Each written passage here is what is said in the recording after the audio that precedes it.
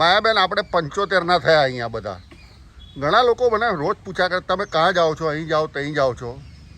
તો મેં કહું ચાલો આપણે બધાએ વારાફરતી કહીએ કે આપણે 75 થઈ ગયા, રિટાયર્ડ છીએ, પછી રોજ શું કરીએ છીએ. તો આજે તમારે અહીંયા આપણે માધવીના ફાર્મ પર આવ્યા છીએ, તો કઈ રીતના આવ્યા, શું થયું ને એકદમ અહીંયા આવી ગયા? પ્રોગ્રામ 75 થયા પછી કોઈ પ્રી પ્રોગ્રામ હોય નહીં, ઇન્સ્ટન્ટ જ પ્રોગ્રામ હોય બધા. એટલે કંઈક સવારનો પ્રોગ્રામ કેન્સલ થાય એટલે સાંજનો ઊભો થઈ જાય. એટલે અમે ભજીયા પ્રોગ્રામ ઊભો કરી દીધો અને આવી ગયા માધવીના ફાર્મ પર. ડીઝલ ભજીયાનો. હા, તમારો પાર્ટનર શું કરે છે ભાઈ? ભાઈ આવું જ પાર્ટનરે કહ્યું કે ફરવા જવું છે, ચાલો ભજીયા ખાવા જઈએ. એટલે ફાર્મ પર આવ્યા. ફોર્ચ્યુનેટલી અત્યારે એટલી સરસ ઠંડક છે અને પવન સરસ આવે છે, એવું લાગે કે અત્યારે બસ અહીં બેસીને આરામ જ કરીએ આપણે. ગરમ ગરમ રોટલી ખાઈએ, એક ઇવનિંગ ઓછી થઈ જાય. અને આ માધવી તે મને શું પૂછ્યું? મેં તને ફોન કર્યો ત્યારે 1:30 વાગે ખાવા માટે. ના, પણ પહેલા એમ કહ્યું કે તું આવું કેમ બોલે છે? રડતું બોલતો તો રડતો તો જ કે બહુ દાડાથી મારે ખાવું છે ને ભજીયા ખવડાવતી નથી માધવી.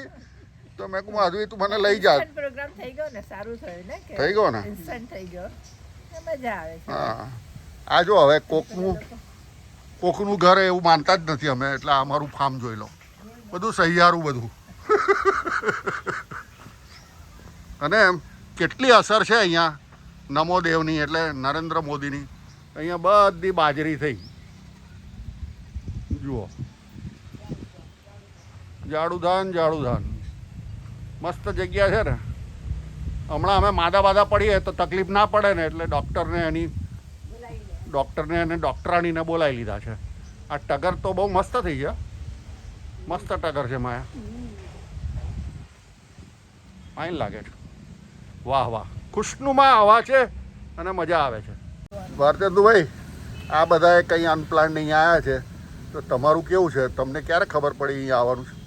મને તો છે 5 વાગે મને અમારા મેડમે કહ્યું કે સૌરભભાઈનો ફોન આવ્યો છે કે ભજીયા ખાવા જવાનું છે. મેં કે ભાઈ માધવીબેન, માધવી તારો મિસ કોલમાં જોયો, પછી મને તને તારો ના લાગ્યો એટલે હા મિસ કોલમાં જોયો. હા, એટલે અમે કહ્યું ભાઈ સોરી, મારે તો 5:45 વાગે એક પેશન્ટને છે તે મારે કન્સલ્ટિંગમાં એટેન્ડ કરવાનો છે, એટલે 6:15 વાગ્યાનું પતી જશે.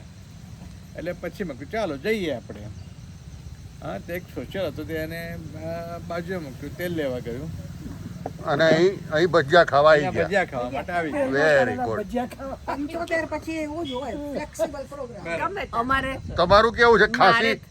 ખાંસી તો છે જ, પણ એટલે શું મેનુ આજે મારે એવું હતું કે પાર્થ પેલો સંઘવીનો દીકરો આવ્યો છે, બધા ક્લાસમેટ ને સ્કૂલમાં, એટલે એ બધા મળવાના હતા.